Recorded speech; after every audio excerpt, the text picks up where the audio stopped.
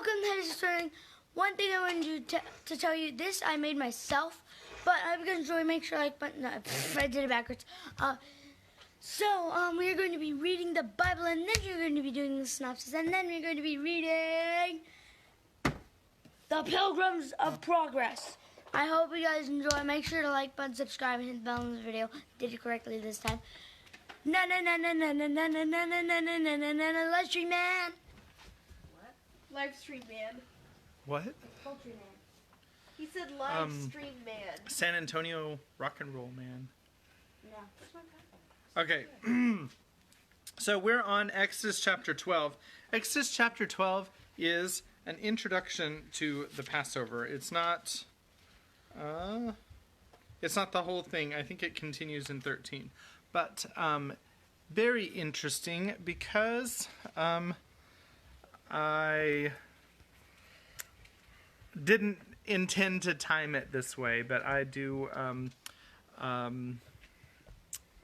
believe that the crucifixion was on a Wednesday and not a Friday, and that would make the Passover or the Feast of Unleavened Bread that Jesus shared with his disciples on a Tuesday, which is today. So I didn't plan it that way, but here we are. All right, so let's go ahead and begin. This is Exodus chapter 12, and this is the English Standard Version, and here we go. The Lord said to Moses and Aaron in the land of Egypt, "This month shall be for you the beginning of months. It shall be the first month of the year for you. Tell all the congregation of Israel that on the 10th day of this month every man shall take a lamb according to their fathers' houses, a lamb for a household, and if the household is too small for a lamb, then he and his nearest neighbor shall take according to the number of persons, according to what each can eat. You shall make your count for the lamb. Your lamb shall be without blemish, a male a year old. You may take it from the sheep or from the goats, and you shall keep it until the 14th day of this month, when the whole assembly of the congregation of Israel shall kill their lambs at twilight. Then they shall take some of the blood and put it on the two doorposts and the lintel of the houses in which they eat it. They shall eat the flesh that night, roasted on the fire with unleavened bread and bitter herbs. They shall eat it. Do not eat any of it raw or boiled in water, but roasted, its head with its legs and its inner parts. And you shall let none of it remain until the morning. Anything that remains until the morning you shall burn. In this manner you shall eat it, with your belt fastened, your sandals on your feet, and your staff in your hand, and you shall eat it in haste. It is the Lord's Passover. For I will pass through the land of Egypt that night, and I will strike all the firstborn in the land of Egypt, both man and beast, and on the gods of Egypt I will execute judgments. I am the Lord. The blood shall be a sign for you on the houses where you are, and when I see the blood I will pass over you, and no plague will befall you to destroy you when I strike the land of Egypt. This day shall be for you a memorial day, and you shall keep it as a feast to the Lord throughout your generations. As a statute forever you shall keep it as a feast. 7 days you shall eat unleavened bread. On the first day you shall remove leaven out of your houses, for if anyone eats what is leavened from the first day until the 7th day, that person shall be cut off from Israel. On the first day you shall hold a holy assembly, and on the 7th day a holy assembly. No work shall be done on those days, but what everyone needs to eat, that alone may be prepared by you. And you shall observe the feast of unleavened bread, for on this very day I brought your hosts out of the land of Egypt. Therefore you shall observe this day throughout your generations as a statute forever. In the first month, from the 14th day of the month at evening, you shall eat unleavened bread until the 21st day of the month at evening. For 7 days no leaven is to be found in your houses. If anyone eats what is leavened, that person will be cut off from the congregation of Israel, whether he is a sojourner or a native of the land. You shall eat nothing leavened. In all your dwelling places you shall eat unleavened bread. Then Moses called all the elders of Israel and said to them, Go and select lambs for yourselves according to your clans, and kill the Passover lamb. Take a bunch of hyssop and dip it in the blood that is in the basin, and touch the lintel and the 2 doorposts with the blood that is in the basin.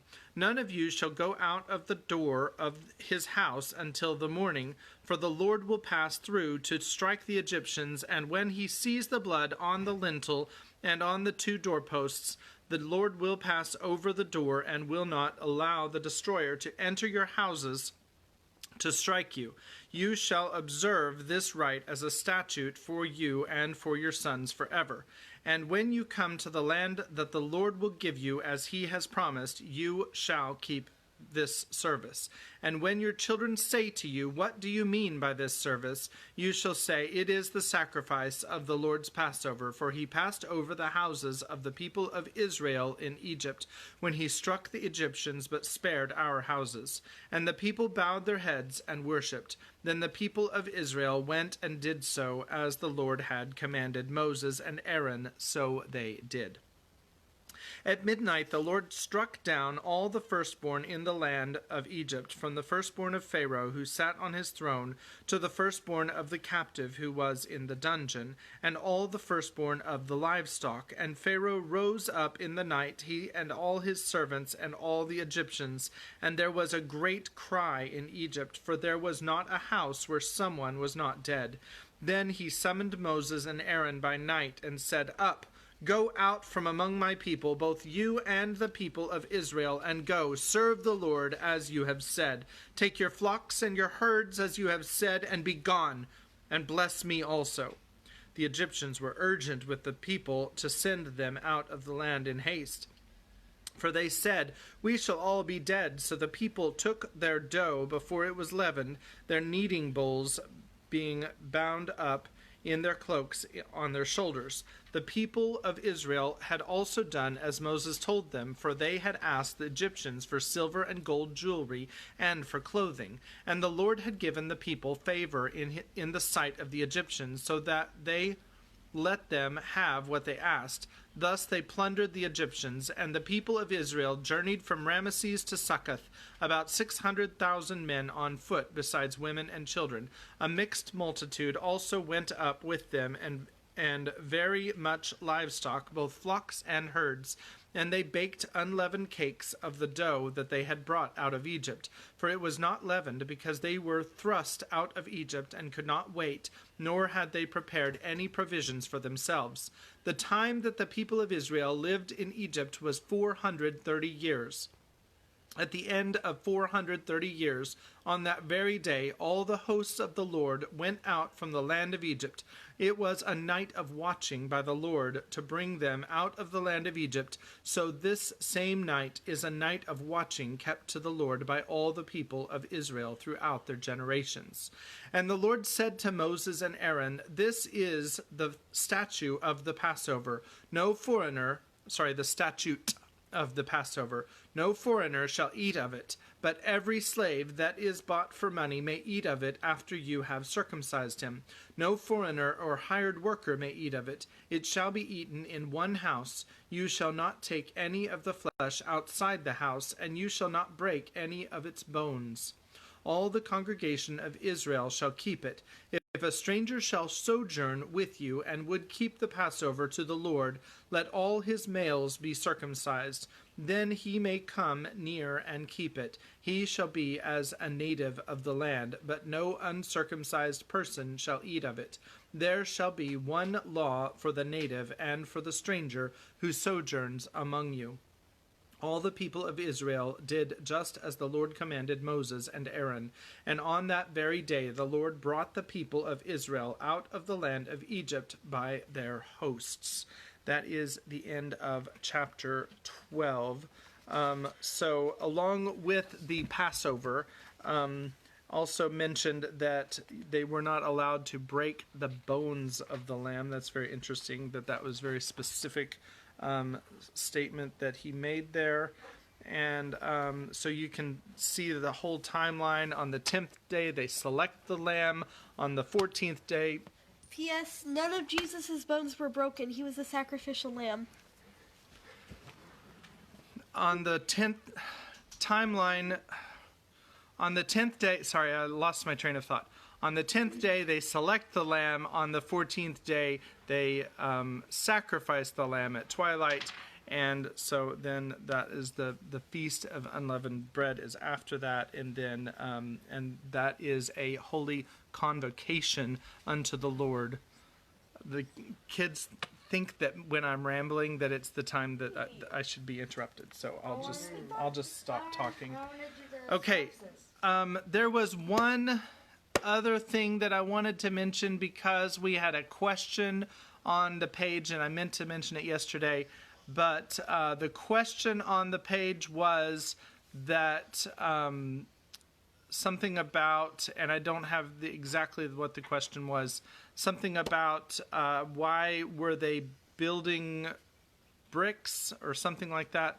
And I assume that it has to do with if they weren't building the cities of Ramesses and all these other things. Yes, of course, they were building buildings because that's what the Egyptians and also the Babylonians did, is they hired their slaves and their slaves built their buildings for them.